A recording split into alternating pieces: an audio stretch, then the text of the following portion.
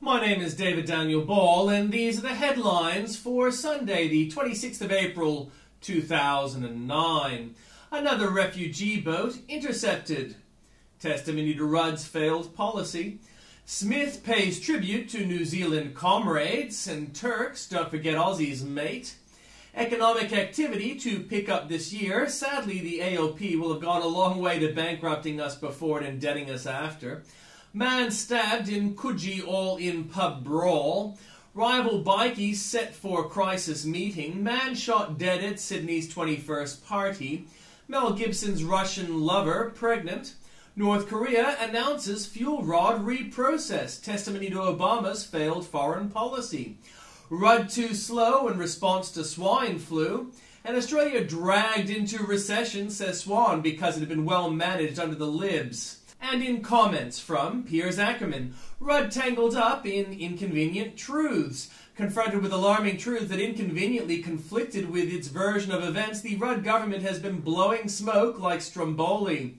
Well, Piers, the Rudd government doesn't want the Conservative policies because they campaigned against them. They didn't have their own policy in opposition, so they've got this problem in government, where they have shelved an effective policy in favour of a stopgap smokescreen.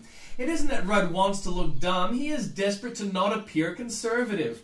His focus groups have told him how to appear, and that is what we see. So when inconvenient people show on Australia's doorstep, Rudd loses his head and wants to damn people smugglers for eternity, even though they seem to be working to his policy. Or when Rudd is told a result he doesn't want to hear, he bites off the head of the messenger. Or when service isn't to his standard, he attacks disgracefully. I get my stimulus payment the other day. It was $4.85 less than the legal bill I must pay to access my own superannuation, of which I've lost $70,000 because of Rudd's policy. At the end of the day, I'm only 30% likely to get it, and not have to sell my own unit. Opinions beat information. Al Gore is asked a yes or no question. His reply runs for nearly 90 words. Meanwhile, fellow Warmanist Robert Mann surrenders all to authority. In regard to the science of climate change, as Clive Hamilton has put it, the only decision citizens have to make is not what they believe, but who. This seems contrary to the teachings of holy science. Get off my lawn. The ABC asks, in its annual budget, the UK has raised the highest income tax level to 50%. Should Australia do the same? ABC readers say yes. Just a quick note from Rudd. For those who believe in these sorts of things, Prime Minister Kevin Rudd is an intelligent and resourceful leader, but when things go wrong, he lacks the willpower to salvage the situation, and analysis of his handwriting is found. Mike Posford from Mid-Coast Graphology and a member of the Australian Institute of Graphologists said the expanding left margin could give an insight into his inner feelings when things don't work out, in that he may lose enthusiasm for a while. This is also highlighted by the short T-bar, which suggests that his willpower is a short duration. Yet, while I'm skeptical about the methodology, the conclusion seems surprisingly sound. What's your interest in this, Mr. Gore? At last, green tycoon Al Gore gets asked the question so often asked of much poorer skeptics rather than the rich carpetbaggers of global warming. But of course, it's not asked by a journalist, heaven forbid. Yet, wouldn't you think people should know Gore is a partner in a company that has invested $1 billion of clients' money in 40 companies set to benefit from the global warming policies he's urging on the US? Some background on how Gore has grown rich on climate alarmism is here at the link. And an update, the introduction of facts to a debate fed by hype comes like a splash of cold water. Former House Speaker Newt Gingrich explains to the same committee why Gore is wrong in claiming the world is running out of traditional sources of energy and wrong on global warming. Gingrich does what no senior politician dare do in Australia, discuss the facts on global warming and demand a debate. Let's pray it really is just a junket. For once, I hope the excuse for this jaunt is false. Queensland's top judge and 4 colleagues are taking their partners on a 3-week China educational tour at a cost of about $100,000 to taxpayers. The Courier Mail has learned Chief Justice Paul DeJersey will head the 10-person delegation next month that will include Supreme Court Judges Peter Dutney, Henry Freeberg, and Deborah Mullins, and Court of Appeal Judge John Muir. The Queensland judges will learn about the use of advanced IT in Chinese courts, about the operation of 2 of the most advanced judicial training colleges in the world, and how Chinese courts deal with problems Queensland also has. Dear God, let these judges spend their time shopping rather than learn from this authoritarian regime how Chinese courts deal with problems Queensland also has. Question: do you think the judges know how stupid, even sinister, their plans sound? Just in case they really are unbelievably naive, here's a recent New York Times piece on Chinese justice. Of course, it might be just that they're as tyrant-friendly as our Human Rights Commission president, which in case we're in deep trouble.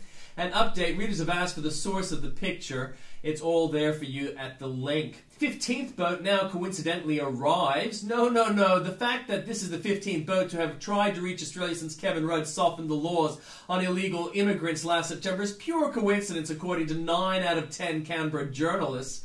Another boatload of asylum seekers has been intercepted off Australia's northwest coast.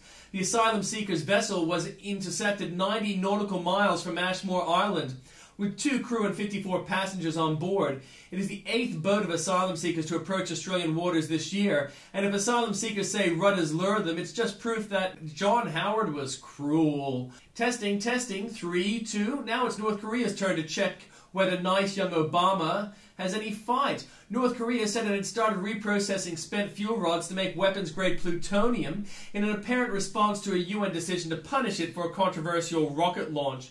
The UN, of course, would have already been written off as a broken reed. Plymmer, unbloodied and certainly unbowed. Warming alarmist Charles Veron goes toe-to-toe on ABC Breakfast with Ian Plymmer, author of the instant bestseller Heaven and Earth, which exposes the global warming hysteria. Oh dear, Veron scores a knockout with his first effort on himself. I believe the term is beclowned. Note the typical methods that warming alarmists have misused so successfully for too long, playing the man, resorting to abuse and appealing to authority, not addressing the facts. And an update. The Australian Science Media Centre, laughably claimed to be a source of independent and evidence-based information, rushes out 5 experts to poo-poo Plimmer's book. Not one seems embarrassed by the fact they haven't actually read a page of what they dismiss. Check the board of this outfit and you'll see why the ASMC is nothing like it claims to be. Tim, Alarmist of the Year Flannery, Robin 100 Meters Williams, Mike, No to Nuclear Ran. Update 2. Climate catastrophist Robert Mann's preference for myth over evidence may be judged by the fact that he claims up to 25,000 children were stolen from their parents just because they were Aboriginal without being able to name even 10. Now he turns on Plimmer for daring to dig up evidence undermining Mann's latest moral cause. In his diatribe against Plimmer today, the typically abusive man does not tackle a single piece of Plimmer's evidence, not one. Instead, he damns Plimmer for once having spent considerable energy trying to prove that Noah's Ark was a myth. Gosh, if Plimmer doesn't believe that there was an historical Noah's Ark, we should therefore conclude he's... I can't finish that sentence in a way that denigrates Plimmer. Robert, could you please help? Update 3. Answer. Man is too busy right at the moment to help, having again unleashed his famous civility on a magazine with devastating effect. The editor of the monthly, Sally Warhoft, left after what had been described as personality differences with the editorial board in the journal, led by social commentator Robert Mann. Robert Mann is someone who likes to be chief guru and the undisputed force of authority, but Sally was becoming the dominant figure associated with the monthly, one source said. The ABC can't help ringing that leper's bell over Plimmer once again, suggesting he may be corrupt. This time it's State Line in Adelaide, Ian Henschke. We've heard people talk like this before, and the Green Group say, well, they're paid for by mining companies and coal lobbies and various other groups. Are you being paid by anyone to say this? Has the ABC ever asked that question of the far better rewarded Al Gore, Tim Flannery, or David Suzuki? Plimmer's restrained answer, no in short, does him great credit. Beasley confuses questions with answers. Gore demands obedience. Teach up, not down, number 2. Time to Start Demanding Change by Glenn Beck. And Miss California continues to grab headlines by Brett Baier.